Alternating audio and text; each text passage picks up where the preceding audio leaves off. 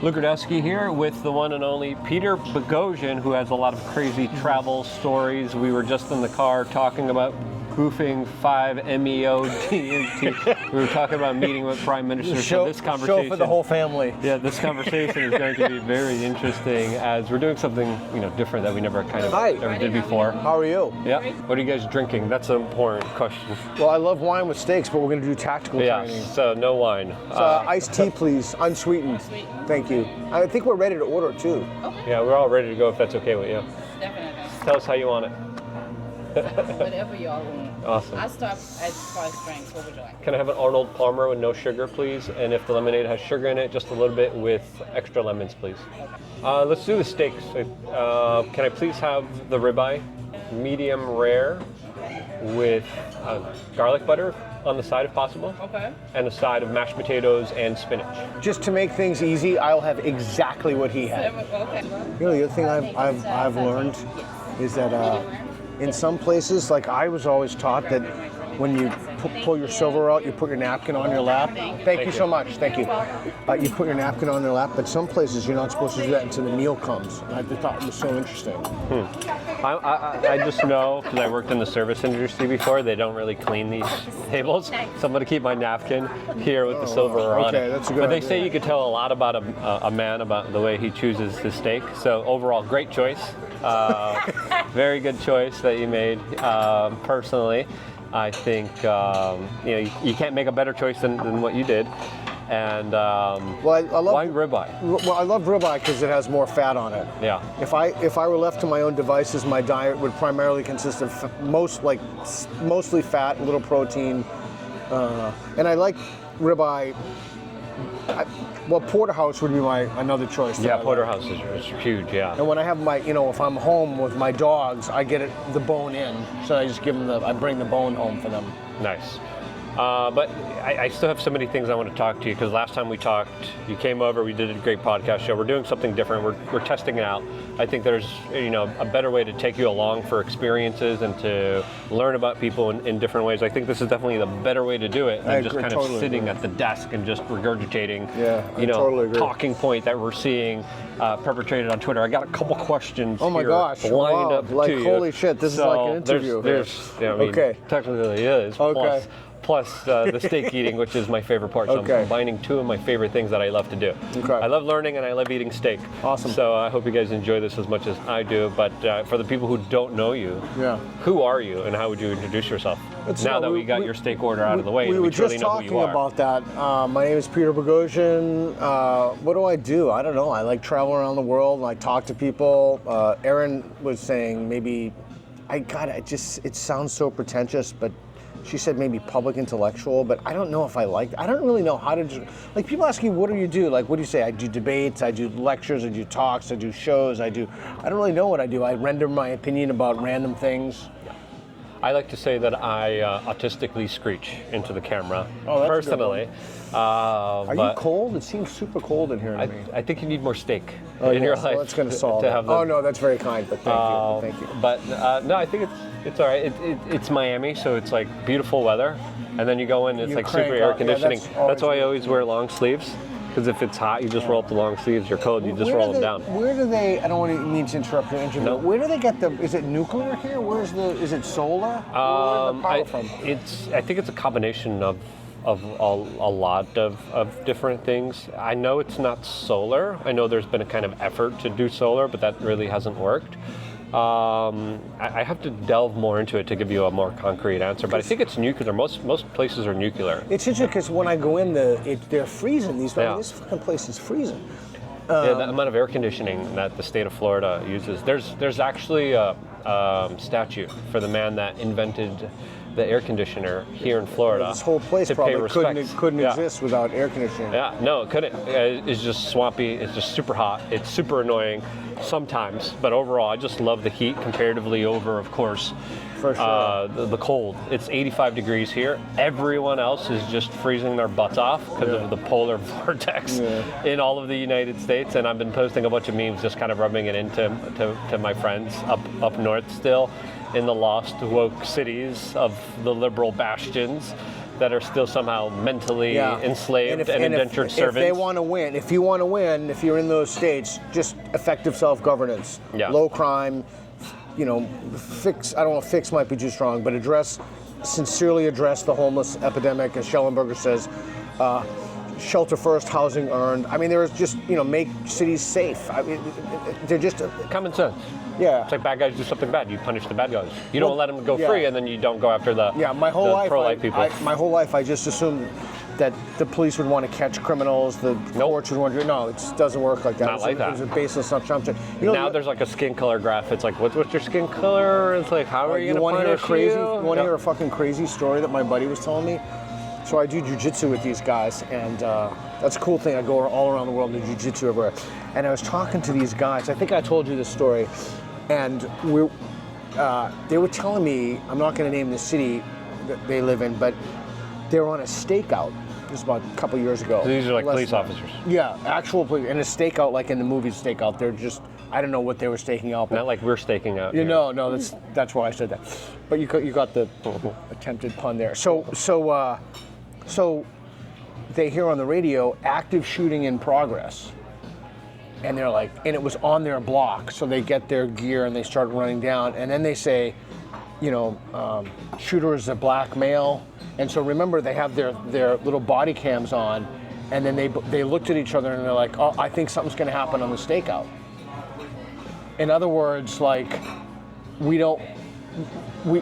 if we would have to shoot this guy and he's black, it would cause chaos. Yeah. Like, we can't be the racist guy, so like the guy's black guy shooting up shit. Well, you know what? We're on a stakeout. But they said that because they were on the video, and they didn't want to deal with it. So. Yeah, it's crazy that we literally were at a place in the United States where police officers have to think twice because of someone's racial skin color. In New York City, there was specific silent quotas saying we can't arrest too many black guys. The demographics can't be all black. You got to arrest some white guys, even though white guys are a minority in places like New York City. From police officers that I talked to, who said, "Yeah, we got to let a couple of people go because this is just going to make the crime statistics look bad." As the crime statistics are already heavily skewed and manipulated in very awful ways. There's all these photos going around now of all these white prisoners when they're not white at all, which kind of leaves us into these like very difficult situations. Thank you so much. Thank you. I appreciate all the lemons. Those are a lot of lemons. I love lemons. What is that? Arnold Palmer, a little bit of lemonade if it has sugar. If not, it's just regular lemon juice. So and what's an Arnold? Arnold Palmer is a mix of unsweetened iced tea and lemon juice, pretty much. Would it creep you out if I had a sip? You can have some, yeah. Maybe a little bit. Oh wow. You want to And that's unsweetened? Yes. Nice. Is it sweet? I mean, maybe I'm just hypersensitive because I do low sugar. Of lemonade in it, so That could have been on the top without mixing it I bet you that's what it You was. want No, some I'm good. Is this sweet? No, I think it should be fine. No, thank I'll you. mix it up. Thank you so much. You're welcome. We're doing bread and butter? No bread and No, butter? thank you. Yeah, sure. You gotta enjoy life sometimes, or else, See, Yeah, if it's sweet not- on if top, but it's not Splendor, I don't sweet do on the it. bottom. Yeah, it leads us into this like very uncomfortable kind of conversation that really kind of creates this two-tier justice system that I think now finally is being addressed in a way Finally. where we're actually gonna go after bad people, and we're not gonna be afraid to go after bad people. Yeah, and you know who's hurt? Matt Thornton in The Gift of Violence writes about this. The people who are hurt most from that are not middle-aged white dudes, No. middle class. It's the black people in the black Exactly. communities that allow black criminals inside of their communities. Right, and So- it's the white people on the left that don't face the consequences of their political decisions. Exactly. So you have a criminal out there who's wreaking havoc, who's destroying people's lives, robbing people, hurting people, murdering people, and the police come in and they're like, "We didn't get enough white guys." I mean, it's and I'm like, totally insane. It's like how is this even reality that we're living in right now? Yeah. So that's what happens. So critical social justice or wokeism, whatever you call it, is a universal solvent that destroys everything it touches. It destroys the primary mission of the institution. Yeah. Everything across the board. It definitely does seem, and you can tell us more from your travels specifically, that we're definitely kind of going through a period that's very transformational. Totally. It definitely does seem like woke is done, woke is dead, and I don't think there could be anything that could revive it. since a lot of the funding mechanisms through USAID are literally being just totally destroyed and absolutely obliterated, which meaning the beast can no longer feed off of the American taxpayer. The cultural institutions are all kind of having a major shift. You go into Walmart, you go into Target, they're all moving away from their woke DEI language. Yeah. Google, the woke kind of epicenter, is also moving away from it, as Trump is also now threatening to cut funds from all these universities that create the woke mind virus that's everywhere. the other thing. They should apologize to James more. If these people were really sincere, they're totally insincere. If they were really sincere, they would say, even one university, we're sorry, we were hoodwinked, we made a mistake, we will put steps in place to do the best in the future so that we will not be ideologically overtaken or captured. We are sorry, we have hurt people, but they won't do it. We've systemically discriminated against Asians. They would come out, they would cop to it. You know, what is the thing in Catholicism, like when you sin, when you ask for forgiveness, it's like, well, just don't do it again. Or repentance. Repentance is not doing it again. Can't remember who said that, but so then you know, everybody's thinking, well, what's the next thing? Yeah. I need 2 people with bread. We'll take it where we can get it. Anything else for now? We're okay. You're great. Thank you. Thanks. I'm surprised you eat bread.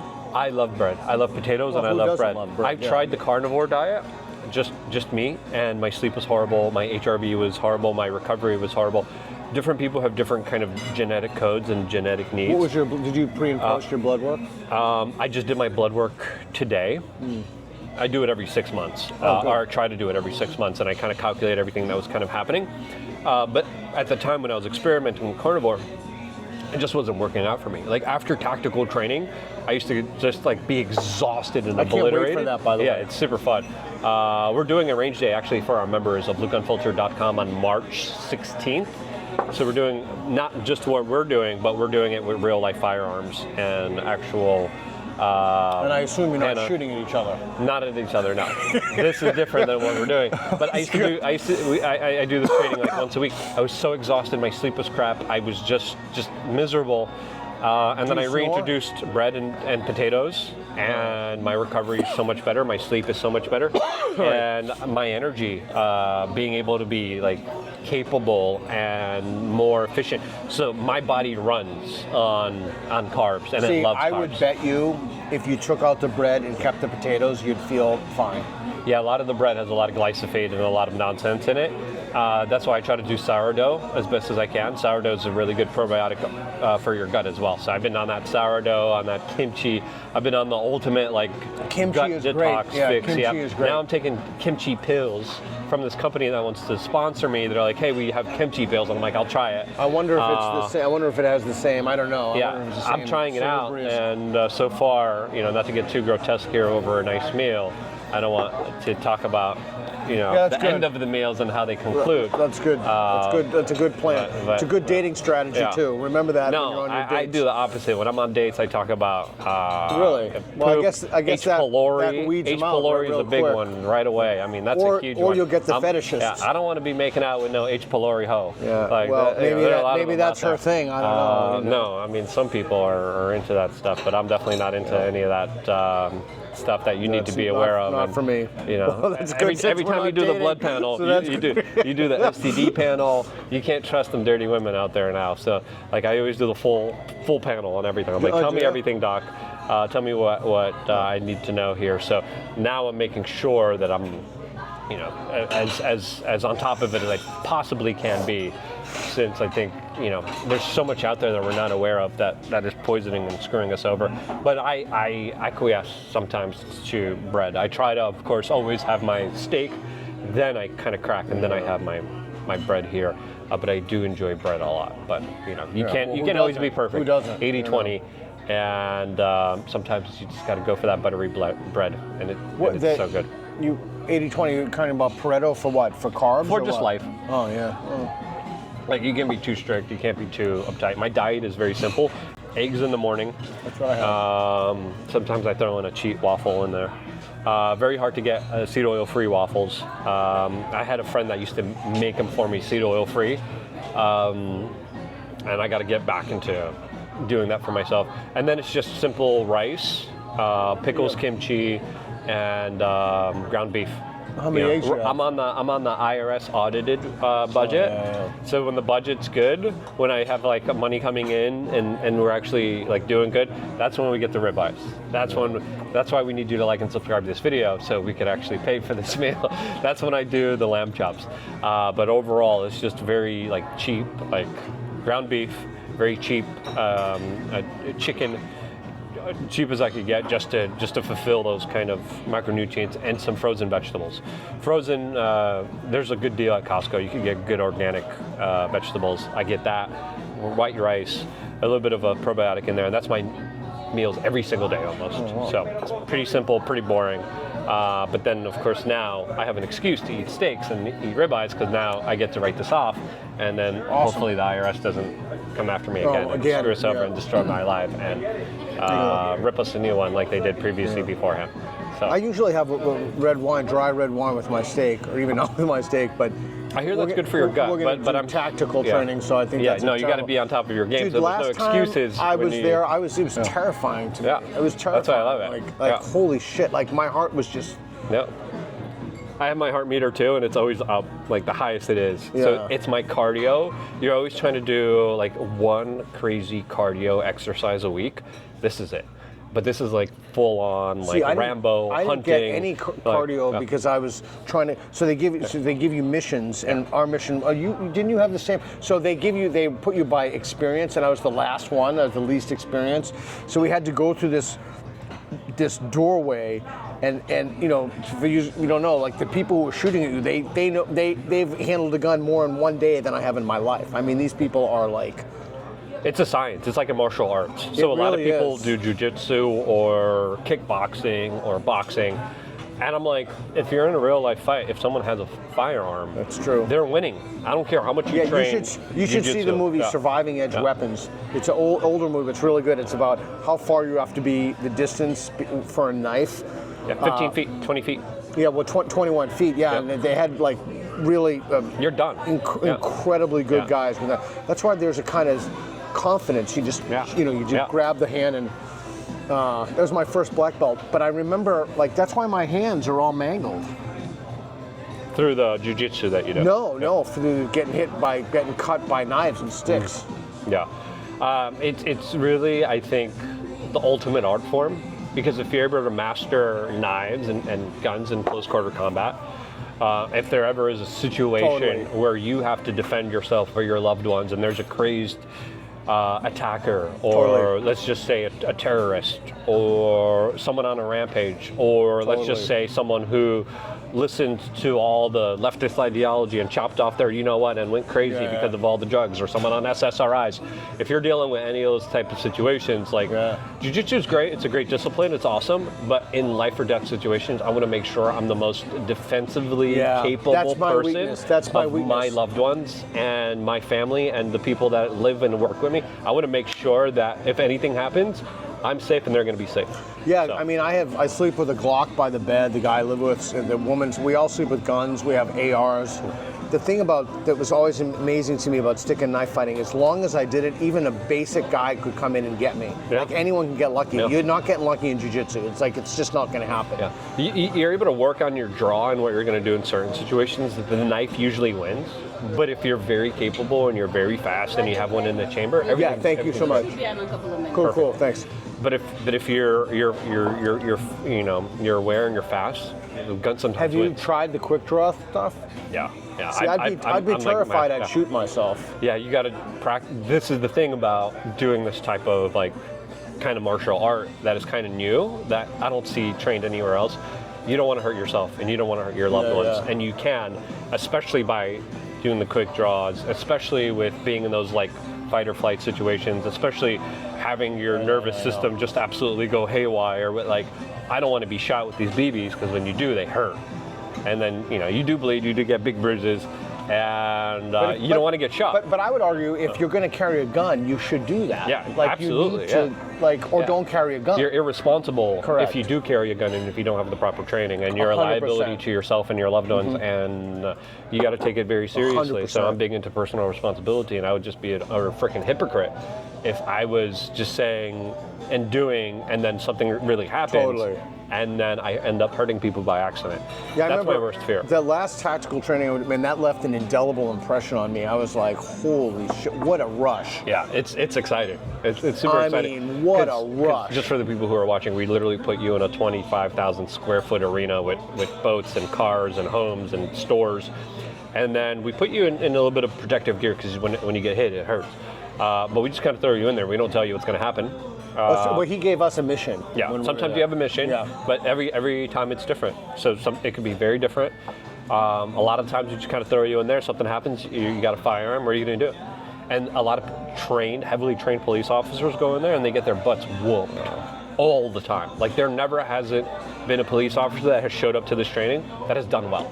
Like especially under all the stress and pressure that they go up against, they have never done well. It is remarkable how stressful it was for me. It was insanely Yeah, we make stressful. sure to amp up the stress. We make sure to amp up. Oh, you succeeded in that, boy. I hadn't been that stressed in a long time. And then it's good because then you know what you're going to be doing when stuff really does happen in your Didn't life. you tell me that you had a bead on my head that you could have? You told me that, right? I don't remember exactly because I do this every week, and I've been doing this religiously for like 3 years now. So there's a lot of those moments where I take mercy on people, but it's just when you do start to train, you do kind of realize and you become more aware of a lot of other situations in your life, but more importantly, you also learn how to kind of not be in those situations and to move away from any kind of dangerous or escalatory situations, which I think is the ultimate biggest lesson. As the fighter, the warrior is usually the person in our society that has this kind of energetic kind of, it's hard to really quantify in a scientific way. There's juju about him that prevents him from being kind of impacted by it, but the person fearing it is the person that usually attracts it. So the person fearing that they're going to get robbed usually gets robbed, but the person that's most capable of violence usually doesn't encounter any violence at all, and because they're ready for it, and then they're at ease with it if it does happen, and then they're kind of ready to kind of put that switch on and off. Yeah, that's what we try to teach people. We're releasing a series for women's self-defense, about what women need to know, and a lot of it is just like verbal, and a lot of it is just how you carry yourself, and a lot of it is them just trying to hopefully not watch the TV and movie series out there that promotes all these girl bosses that beat up all these 15 guys. Ribeye with broccoli and mash. They're all Right here? the same temperature. Awesome. Ooh, perfect. I got two with. Okay, I am Oh my hungry, God, that's so so good. I will be a little rude here. thanks, man. Enjoy. The camera might be moving a little bit here, but that might be the sacrifice that we're gonna have to make here.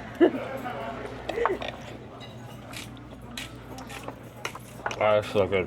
How long do we have to eat? We should get back soon. Yeah, we should get back. We should finish here in the next 15 minutes in order to get back. Finish our meal in 15 minutes? Yeah. Yeah. Welcome for our time frame of life where it's just been nonstop go, go, go, go, go, go, go. It's usually something, it never ends, and there's always something else to do, and there's always 15 something else to minutes. report on. You have 15 minutes, cadet. Let me see how long it takes us to get back, because I like to be back. Yeah, we're about 30 minutes out. But All right, so then let's go over those questions you have. most interesting, fascinating place you've been to throughout your travels, because you've been traveling a lot, you've learned a lot. Where's the best place that you traveled to, and what's the best learning lesson you got from it? It's a great question. I mean, Hungary is my favorite place in the world, so Yeah, Hungary's amazing. Hungary. Among the lessons, don't import large numbers of unskilled Muslim men. That's a good one. Yeah, wherever I go in the world, when I ask people, I talk to just literally everybody. I mean, I'm a little self-conscious to eat this in 15 minutes and talk, but the one question I ask everyone, like, what's not going well for you, how's it going? And people will say, there's one thing, 100% of the people without exception tell me they're having difficulties with or a problem with. and it's the economy. But when you drill down on what they actually mean, they might not know the word inflation, in English or what have you, but it's always inflation or cost of living. Yeah. Always. It's the same thing, no matter where you go. It seems like there definitely has been a big kind of financial twist recently, with a lot of people just finding it more and more difficult to make ends meet. How we looking? It's so good. It's good. Do you have any steak sauce? Sure. Which one? A1 or Heinz 57? I'll take both of them. Okay, Thank you. Can we get some garlic butter too? Definitely. Oh yeah, you asked for that on the side. It's so good. It's a little over spiced, but I kind of like it. But yeah, Hungary's awesome. Hungary's one I of love the it most there. beautiful places I in the truly world. love it there. Budapest. I spent some time low there. crime, incredible people. So it's just so interesting, like incredible fairy tale beauty with a communist monstrosity next to it. I mean, Yeah. it's fascinating. What's the next question? What drives you? My dad told me, like, make sure you leave the world better than when you came in. So, leaving the world better than when I came in. I don't think it's particularly difficult to do. And I'm fortunate that I have people who support me, and help me. I couldn't do anything I do without her, so I'm just super fortunate now. And then, my dad taught me, like, do something you can do something about, but don't, there's no point to do anything. We saw this movie about gorillas, and I said, I'm going to do something about the gorillas. Basically, these gorillas are being slaughtered. My dad said, what the fuck are you going to do about the gorillas? Do something you can do something about. Yeah.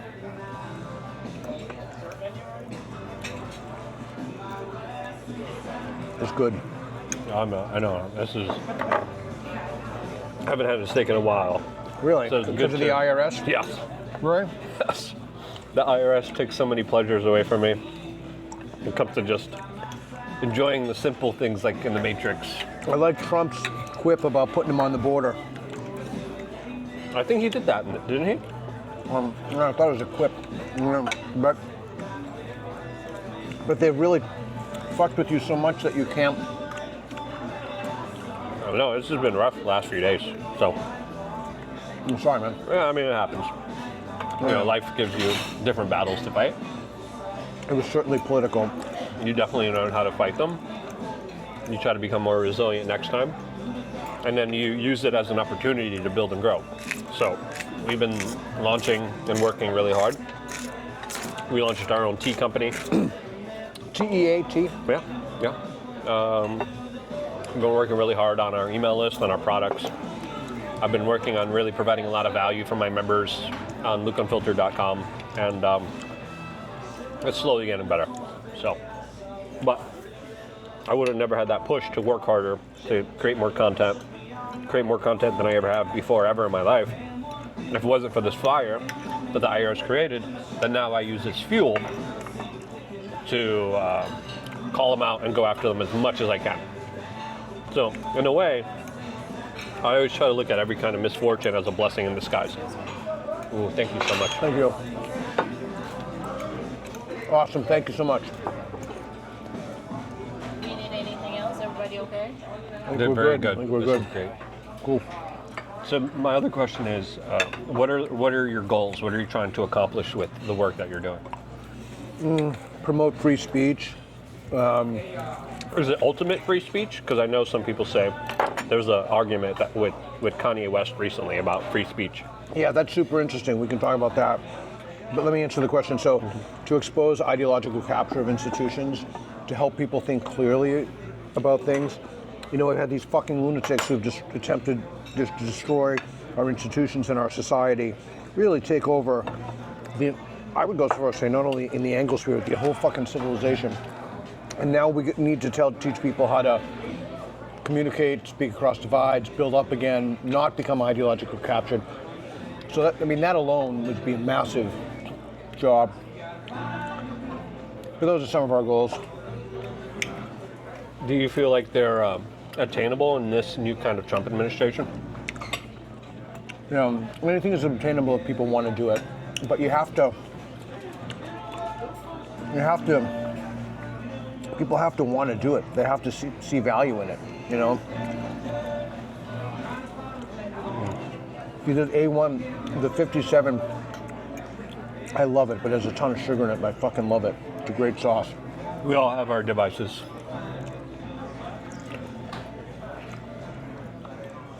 It is heavily seasoned, isn't it? Very, very seasoned. That's what she was saying. Be aware. I like it though. I love salt. No, it's amazing. You gotta get good salt. Most of the salts have like microplastics in there and a bunch of other horrible stuff in there. I never really paid that much attention to salt. I read this article in the Atlantic 15 years ago, talking about different types of salt. Ever since then, I've been loving trying different salt. The pink Himalayan is one of my favorite salts. A lot of them are now finding that there's like cheap knockoffs from China with a bunch of like horrible stuff in there, heavy metals, microplastics. You got to be careful of. Irish Celtic sea salt, I think, is one of the best, and then Baja salt is also really good as well. What do you think is the number one problem plaguing humanity? Oh, humanity, not just U.S.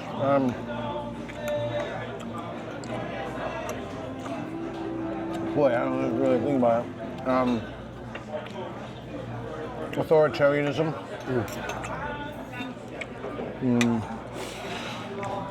Maybe China, Russia, Iran, North Korea. Geopolitical threats, instabilities, surveillance states. Most of the things is coming out of China. How do you think Trump is handling the situation now? Because I know a lot of people either love or hate his foreign policy. It definitely has been very egregious. I have been astonished at we were just talking about that on the drive over here, for these claims when you do on Miami here. I have been astonished. If you had said, I don't mean to change the topic, but if you had said, what's the number one problem facing the country? Way up there would not be the border, it would be the deficit. So I've been elated. I've been tweeting and talking and writing about this for years. Elated of Doge. I'm like truly thrilled by it. Yeah. And so, just on that, the other thing that Trump must want to do that I thought was brilliant, it would never have occurred to me to do this. I would have used the savings to put it to fight the debt. They don't want to do that. They want to give it to people, give it back to people. That will gain public support. It's a brilliant idea. I think it's a good idea to win over a lot of the liberals and the leftists that are kind of struggling financially. Although I would love to see more of just less taxation. Yeah, well, from personal experience. I mean, that's the other thing. It's like, you know, he wants to do audits of government agencies. And so I'm 58, ever since I was a kid. I've heard leftists talk about, we need to audit the Pentagon. I've always said it's great to audit the Pentagon. And now they're saying it's criminal to audit the federal government. The same leftists are saying we shouldn't. It's just insane. I mean, it's just totally partisan. Yeah. Do you think those people could be saved? Because it seems like they're definitely hijacked by emotions. Anybody can become more reasonable and rational, or virtually anybody. I taught tens of thousands of students. I've never given up on a single person. Anybody has a possibility to live a life of reason and think more clearly. This is definitely interesting because I feel like every time I ask you a question, I'm taking away from your awesome steak. Oh, yeah. That's really, really delicious and good here. I'm happy I get to ask the questions because I wouldn't like being asked questions. Especially with our time frame window. How's that garlic butter? Is that good? You want to try some? Yeah. It's really good. So you like to share food? Well, I like to try different foods. Me too. No, it's good. So you've been on the road since September? August, I think. August? Something like that. No, it's been amazing. Just meeting people and learning so much. And is there anyone that you met that really surprised you?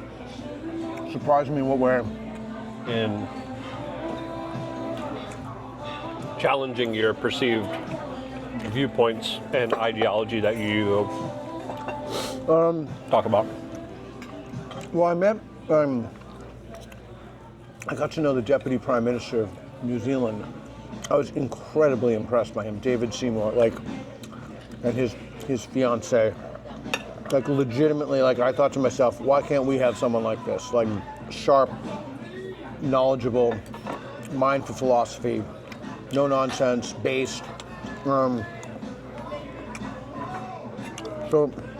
anyone who challenged my views. Yeah, recently I had someone who, he's a street epistemologist. He goes around the world or around the US, and he talks to people about their beliefs and helps them calibrate their beliefs to the evidence. And he did this thing when we were in Punta Gordo. And of course, no one can think, or virtually no one can think clearly about the trans issue. Yeah. And A lot of emotions there. I'm going for the bread. he was, yeah, I know, but he was just incapable of thinking clearly about it because he had a non-binary kid. Oh, I didn't notice you really went for those lemons, man. I love lemons. Gotta get your vitamin C. It'll be good for you. Yeah, I megadose on C. IV or? No, I would if I could. I always feel better when I'm taking a lot of vitamin C. Yeah. But anyway, that was interesting. I've been thinking a lot about this idea that of my side bias. It's like, I read a piece in the Epistemology of Democracy. My side bias is the only thing, it's like my side is right, tribalism. It's the only thing you can't teach people out of. You can teach them any other fallacy, how to recognize it and overcome it, but not that one. I've been thinking like, what would a cognitive intervention be to help people overcome my side bias? People want to belong. Yeah. People want a gang.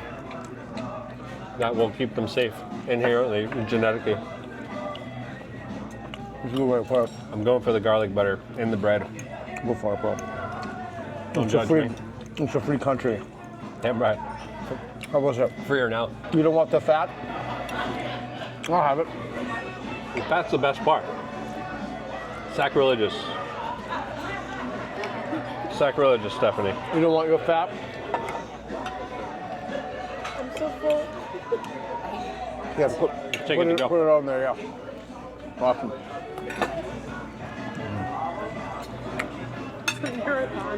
Everybody okay? We need more drinks. You're really great. Thank you so much. No, let me split it with you, brother. No. I don't Let worry me about get it. more drinks and I'll be Are right you back. sure? Thank you. Can we get 2 or 3 to go boxes, and then can I get this drink to go? Is that okay? Sure. Do you want me to make everything to go? All the drinks to go? Yeah, that'd be great. So it'll be 2 no palmer and 2 unsweetened. Thank you so much. Thank you. I'll grab No. tactical training tonight. I've went so often that they're just like, just keep showing up. So. You ever thought about teaching that? You ever thought about teaching that? Yeah, I was in talks with them, and I think that's going to be the future. You know, I love doing it. I have a knack for it. Yeah, man, I saw you. You were killing that little pre-exercise. You were killing it. And it's something I really enjoy doing. So I think naturally being able to do something like I love, like we're doing now, eating steak and talking and learning. And what have you learned about the last year? Nothing is guaranteed. Enjoy your meals and you're able to have them. I think that's the biggest one, just kind of free balling and not really contemplating, but yeah, last year was pretty wild. I think we came very close to a total civil war in America. By like a half an inch. Yeah, I think we came very close towards larger wars internationally. We're talking about Ukraine. So yeah, Ukraine, the Middle East. So I think we came very close towards some really devastating, horrible things, and we have to count our blessings and just appreciate how lucky we are. I've learned that it's worth fighting for your ideas, because a lot of people were so black-pilled and they're saying it's pointless. I faced a lot of criticism from a lot of people who were like, Trump's not going to do it. Trump's not going to keep his promises. He's just going to do what he did in 2016. I believe different because I had sources and people on the inside that were, you know, telling me exactly what was going on and the conversations that were had and the people that were being brought in. So I stood my ground on that, and I stood with what I believed in, and it was a very dangerous fight. It was a fight where the FBI was making you a target. It was a fight where the president was facing 700 years in jail. It was a fight where all of us were on the line if he loses. He was just the first target. Then the second target would be the personalities and the independent media that supported him. All right. Thank you so much. Let me ask you a question. That was such wonderful. a great ribeye. You got to compliment the chef on that too. I It definitely was so good. will. Thank you. Let me ask you a question. Dude, thanks for dinner. Yeah, no worries. So let me ask you a question. So, you know that explain it to me like I'm 5? Yeah. So, explain to me like I'm 5. Why can't the problem of the deep state be solved by term limits for federal employees? Because it's not just politicians; it's the unelected bureaucrats. We'll give them a term limit. Everybody gets a 10-year term limit, 5 to 10 years. Why can't we do that? Because Then we don't have to there's worry some of about the deep them. state anymore. There's a lot of people like within the intel agencies. Yeah, they get 10 years, 15 top. I wouldn't even give them 15. All right, well, whatever it is. I give them 6 months. Okay, well, we give them some. Well, you need someone with expertise. But why can't we have term limits on these people? I agree. Why I wouldn't think that term solve limits the would be problem? good. Yeah, especially for the Mitch McConnells and the Nancy Pelosi's out there. But wouldn't that solve? I'm hijacking more bread. You're free agent. But wouldn't that solve the whole problem, or am I missing something? I think that's one solution, but I think just having any kind of accountability, that would be a big thing. I think having people actually held responsible. Less important if you're there for a few years, right? I think Still important, yeah. but less important. I think the kind of pardons of Fauci were a big kind of indicator to just how like grotesque and crazy all of this Dude, is. that whole thing, I will Yeah. not pardon my son. I will not read, Yeah, and then he How pardoned many everybody. times did he say that? A lot. And then that's exactly what he did. And nobody's, I mean, have you heard anybody on the left saying like, wow, he said he wouldn't pardon his son, he did. You're the best. Thank you so very Thanks much. again. Thank you everybody. so Y'all have much. a pleasant evening. You too. Okay, that's cool that they gave us to go. I noticed they do that in Vegas too. Which one is mine? I think this one's I think they're the yours. same, right? Yeah. Yeah. Let me get some more lemons in there. I want to stay away from the skin. All right, is there anything else we should talk about? I think we covered it. I think we really delved into a lot of it. I was gonna just say, what's the most important learning lesson for you from the last year? Because last year was crazy. The last year that we've been through has been just absolutely wild. Also, if you're taking a lot of lemon juice, make sure to drink your stuff through a straw, preferably a metal straw. Why, does it corrode the plastic or something? It messes with your enamel of your teeth. I think I got all of them.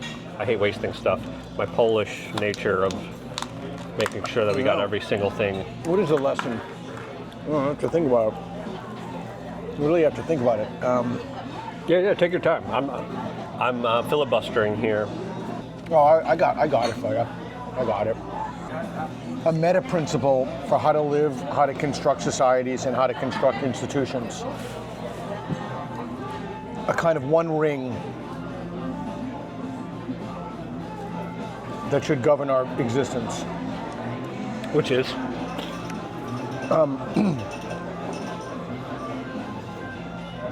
Error correction. You have to live in such a way that you enable the method of error correction. Our institutions, so dialogue, discourse, free speech, democracy, free markets, all of these things are ways to preserve the method of error correction. So stop thinking about it in terms of inalienable rights or what have you. There's nothing wrong with that, but start thinking about like Islamism has shut off the means of error correction. Stagnant societies for thousands of years, it's not a good thing to be a stagnant society. So if you want to figure out how to live, how to construct your institutions, what societies to build, you have to enshrine principles in which the method of error correction is preserved. Once you do not do that, you will fall into darkness. On that note, Peter, thank you so much for joining us. Hope you guys enjoyed this first ever stakeout. I love that. I like the name, stakeout. Thank you for Steph for holding the camera. She's here too. Thanks, Pan Steph. the Steph on your pan the camera on yourself as well. And thank you guys for watching. Subscribe, click the notification button, and stay tuned for more. Peter's information will be in the description. Go check him out. Go follow him. All the great work, and check out his YouTube channel with all the stuff that he's doing all over the world. Love you guys. Stay tuned for more. Thanks for dinner. Cool. Ready?